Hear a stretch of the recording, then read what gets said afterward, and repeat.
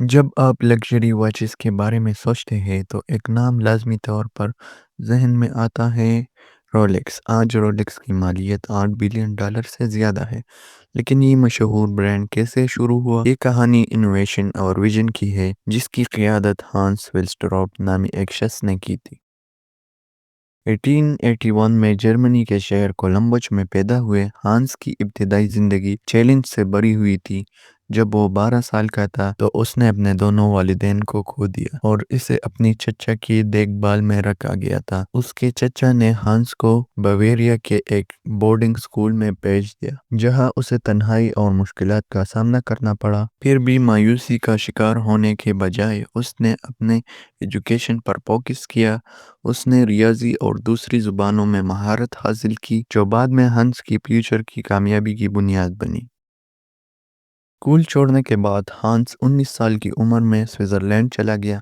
यहाँ उसने मोती बरामद करने वाली कंपनी के लिए काम करना शुरू किया, जहाँ हंस को तिजारत का तजुर्बा हुआ। लेकिन इसकी ज़िंदगी में तब्दीली तब आई जब उसने घड़ी बनाने वाली एक मशहूर कंपनी कॉटन कोनो में जॉब मिली। हंस ने वहाँ पर आला क्वालिटी के घड़ियों बनाने में महारत हासिल की और उस वक्त उसको ये पता चला कि बहुत सी कंपनी अपनी वॉचेस को फैंसी और अच्छा दिखने वाले पर फोकस कर रहे हैं, जबकि कस्टमर को सिंपल, एक्यूरेट और ड्यूरेबल वॉचेस चाहिए। और ज़्यादातर वॉच एक्यूरेट टाइम नहीं बताती थी।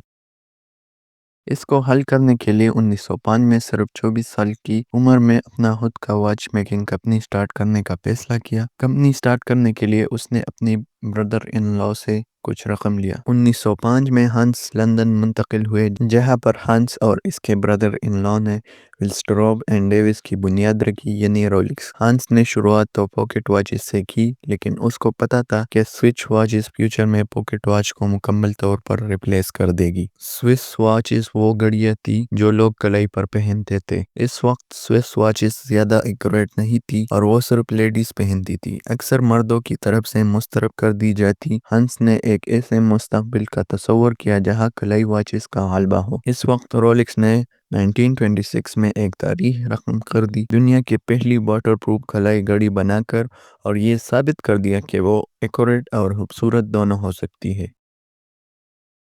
हंस एक अच्छा बिजनेसमैन के साथ साथ एक अच्छा मार्केटिंग सलाहियत भी रखता था। हंस ने अपनी वॉचेस को प्रूव करने के लिए कि ये कितनी रिलायबल और अच्छी है, उसको अपने हर स्टोर में एक वाटर टैंक में रख दिया जिसमें मछली भी थी। और जब भी कस्टमर वहां से गुजरते और उनकी नज़र उन वॉचेस पर पड़ती तो उनको बहुत रश आता था और पूरे लंदन में उसकी चर्चा हो गई।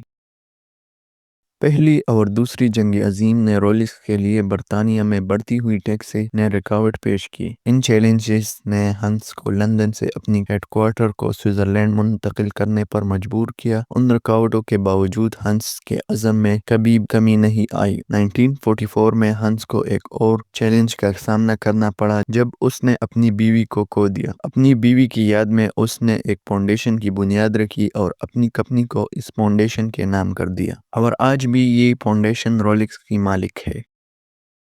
हंस विल्सडॉर्फ का सफ़र, जो एक यतीम लड़के से रोलेक्स जैसे ब्रांड बनाना, साबित कदमी और नई सोच की मिसाल है। कलाई की घड़ियों पर उसका यकीन हमेशा के लिए वॉचेस की तकदीर को हमेशा के लिए बदल दिया, और इस बात को साबित कर दिया कि चाहे समंदर की गहराइयों में हो या दुनिया के आले लोगों की कलाइयों पर, रोलेक्स ये याद दिलाता है कि अगर आपके पास ख्वाब और मेहनत का जज्बा हो तो कुछ भी मुमकिन है।